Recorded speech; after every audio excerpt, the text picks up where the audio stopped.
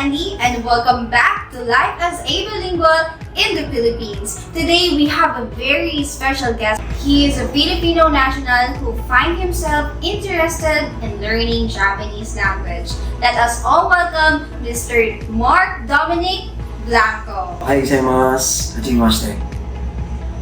私の名前はマーコ・ドミニクと申します。現在34歳です。私は既婚しております。2人の娘がいます。スポーツが好きで、バスケットボールプレーすることが好きです。友達や家族と一緒に外食することがもう大好きです。これからもお世話になります。よろしくお願いします。Way back 2006, in my college days, I have a big brother who had this opportunity to work in Japan. So he gave us a motivation to dream big and be able to go to Japan someday.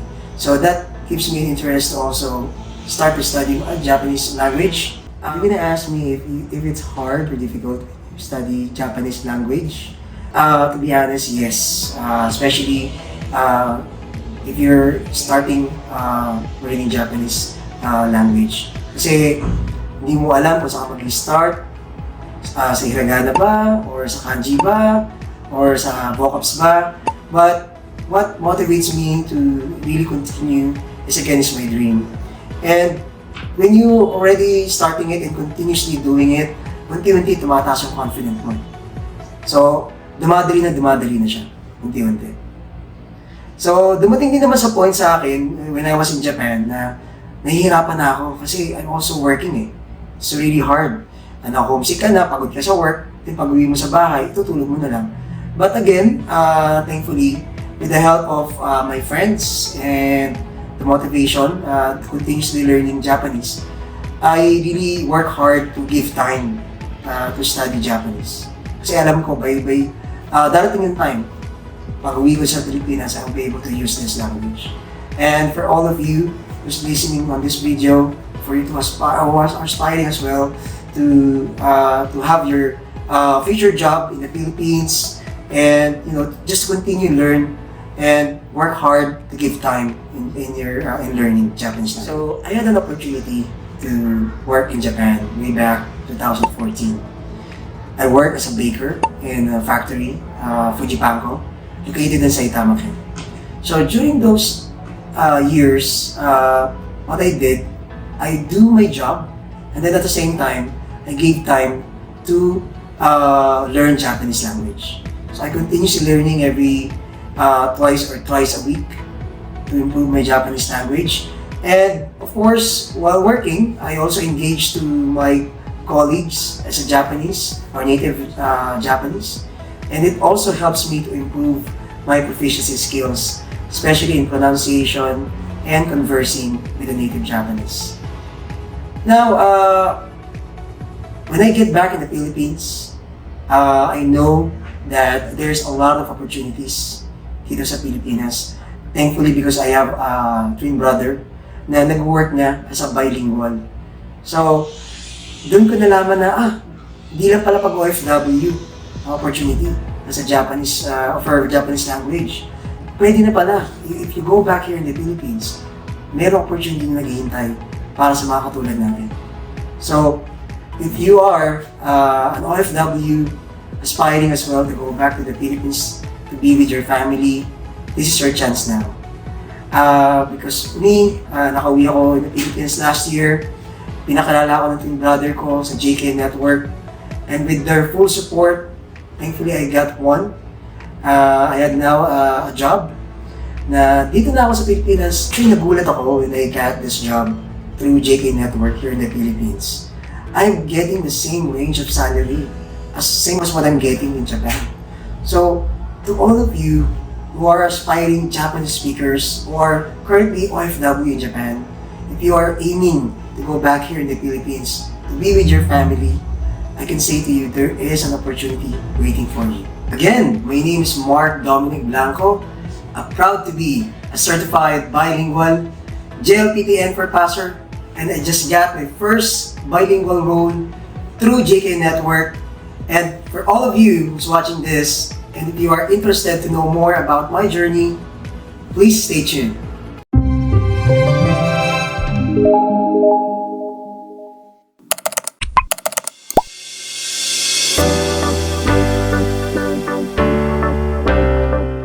Today, we tackle the journey of a JLPT N4 PASSER applicant, Mr. Dominic, on how he was able to land his first bilingual job as an HR here in the Philippines. Thank you so much, Mr. Dominic, for your time today.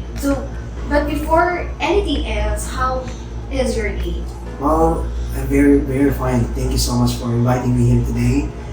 For me to be able to share my journey on how I'll be able to land my first bilingual job. Thank you so much, Mr. Dominic, for that. And we really appreciate that you are here right now. And also, as for our viewers out there, can you introduce yourself? Yeah, of course. By the way, my name is Mark Dominic Blanco. I'm 34 years of age. I'm married with two beautiful daughters, and I'm a passer of N4, or JLPT N4. And what are the challenges that you have while you are in Japan working and at the same time studying? Well, there's a lot of challenges, to be honest po. Kasi nag-work ako sa isang factory, and sometimes we do overtime. Mm-hmm. So, talagang nakakapagod na, no? And then, also, nasa abroad ka, nakaka-homesick. Mm-hmm. But again, since nandun na ako, I took the mindset, I get that mindset na since nandito na ako sa Japan, I should take that opportunity na talagang i-enhance ko na yung proficiency skills ko. With the help nga ng aking mga friends, ng mga Japanese, and as well yung consistency of my studying, yun talaga yung nagbigay sa akin ng motivation to improve my confidence. I see, I understand. That's very nice, Mr. Dominic. So, as for that, who is your role model when you are in Japan or you have interest into Japanese language? Well, that's a good question, actually, ma'am. Pinaka naging inspiration ko talaga is my big brother. Kasi yung kuya namin, way back 2006, he had an opportunity to go to Japan. And he was able to work there for about 5 years. So, taking ako siya, na-inspire ako sa nangyari sa buhay niya. Tapos natuto siya mag-Japanese. So, mula na sabi ko, why not, kung nagawa ng kuya ko, why not di ko gawin? Diba?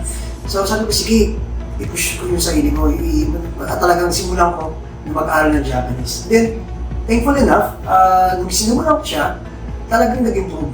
Hanggang sa ngayon, I was able to use that skills for me to get this first bilingual job that we have here right now in the Philippines. I see. So this is your first time? Yes, it's my first time.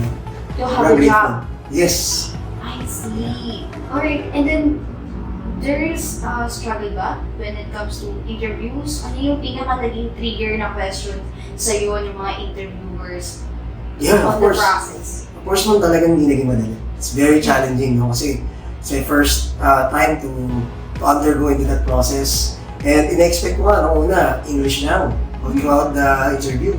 And nagulat ako, after the first screening interview, assessment, from the assessment going to the final interview, Japanese na pala, Nihongo na. So, talagang struggle. Pero thankful, I was able to prepare enough dun sa interview na to. Talagang inaral ko yung job description to Nihongo. So, yung pala yung naging isa sa susi, no?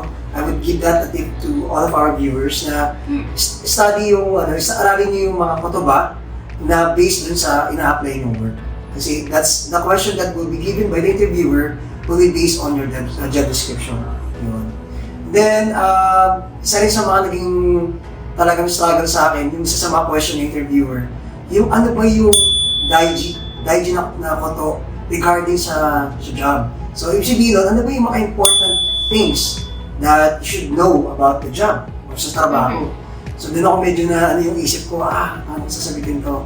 But again, thankful na nagawa ko ng isang converse sentence or I was able to tell the answer very well in Japanese. See, I understand. And I hope that you're very nervous at that time. Very. Sobra po talaga. Sobra ako kinabahan.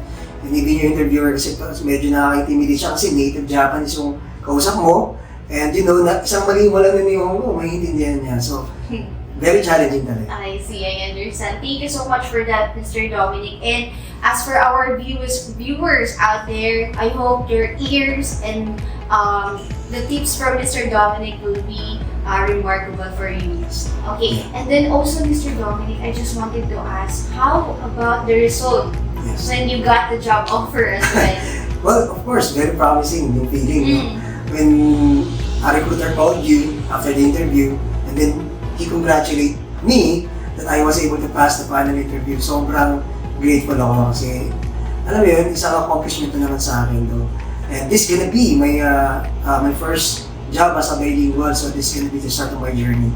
So, hopefully, maging maganda, and sana abangan niyo pa yung mga susunod pang journey ko dito sa aking job. And of course, sa mga viewer din natin, again, I'm just an N4 JLPT PASSER. Huwag kayong, huwag kayong mawalan ng pag-asa kasi N4 lang kayo. But again, just do your best, be consistent in what you do, study hard, and focus on your goal na mag-improve talaga yung Japanese proficiency skills nyo. Kasi for sure, magagamit nyo talaga yan. And huwag nyo isipin na N4 ka lang, hindi ka makakapasa. No. Because, by the end of the day naman, if you're gonna have the interview and you were able to answer the questions very well, for sure, makakapasa ka. Yun nga nangyari sa akin. I'm just an N4 JLPT PASSER, but I still be able to land a job. And one of the things is, thankful ako because of the support of JK Network. Thank you so much. Yeah, because of this team who were able to help me out throughout my journey. They're the one who facilitate the interview, facilitate all the schedules, updates of my requirements. Talagang nilalatag sa iyo lahat ng kailangan mong gawin. So, all you just need to focus on is your Japanese proficiency skills. Thank you so much for that, Mr. Dominic. And also for JLPT N4 PASSER, Level 4, or JLPT N5, or Basic, or Beginners in Japanese, all you have to do is consistency is very important when it comes to learning. That's right? Yes. And Mr. Dominic, can you recommend JK Network to those Filipino who can speak Japanese and also looking for a bilingual job? Of course, ma'am. JK Network Services is a complete package. They're the one who helps me to land my first bilingual job here in the Philippines. So to all of the N4 passers out there, go ahead and find JK Network to all social media that you can be able to communicate with them via email or LinkedIn or even sa ating Viber. So doon ko sila na-contact. So you can be able to ask them for assistance, and they're the ones going to help you out. Right? I see. Thank you so much for that, Mr. Dominic, and we really appreciate you for your time today. Yes, of course. It's my pleasure. I see. Okay, Mr. Dominic, I'm very curious about this one. Aside from a bilingual Japanese, do you have any talents? Yes, ma'am. Actually, I love dancing. Wow, that's very nice. So you are, aside from bilingual Japanese, you're also a very talented dancer. And for that, I'm going to challenge you for that, Mr. Dominic. However, I'm going to challenge as well our viewers. So if these videos will get 1,000 views in just 24 hours, you will see Mr. Dominic dancing. Yeah. Challenge accepted. So thank you guys for watching. And Mr. Dominic, do you want to shout out or do you want to flag? Yeah, of course. I want to shout out to my twin brother, Mark Paul, and to our big brother, Jason Blanco, if you're watching this video, okay? And also to all the N4 passers and who's going to take JLPT exam this coming July. Stay tuned for more videos to encourage you to take and to learn more about Japanese language. Alright, thank you so much for that. And thank you for today. Yes, for your time. Again, it's my pleasure. Yes, thank you so much. And also, for the viewers out there, don't forget to click the notification bell and also click the like, subscribe, and also comment all your inquiries and go to JK Network Services website. Bye everyone! See you next week! Matane! Can you speak Japanese, Mandarin, Korean, Spanish, German, French, Thai, or any European and Asian languages? If yes, then contact JK Network now. We are in need of 1,000 plus bilingual speakers and foreigners. Earn up to 200,000 pesos monthly. Call our friendly recruiters. What are you waiting for? Apply now. JK Network, we are waiting for you.